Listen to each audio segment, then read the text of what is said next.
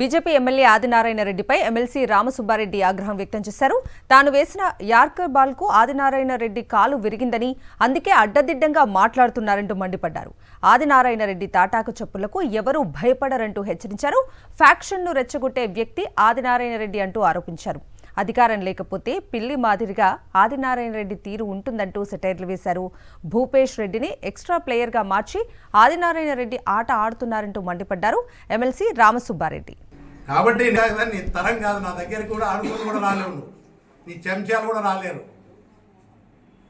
నువ్వు దమ్మల బడుగులో ఫ్యాక్షన్ వద్దని కోరుతా ఉన్నా, నేను ఎప్పుడు ఎంకరేజ్ చేయలేదు.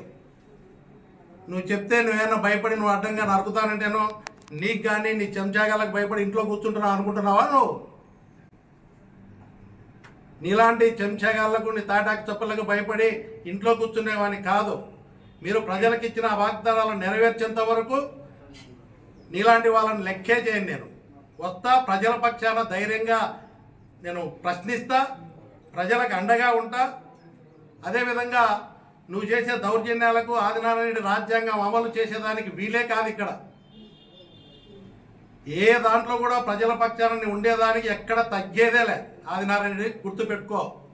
భార్య మీద చిన్నమ్మ మీద కేసు పెడితే కోర్టుకు వచ్చి ఆదినారాయణ రెడ్డి సాక్ష్యం చెప్పినాడు, శిక్ష పడింది.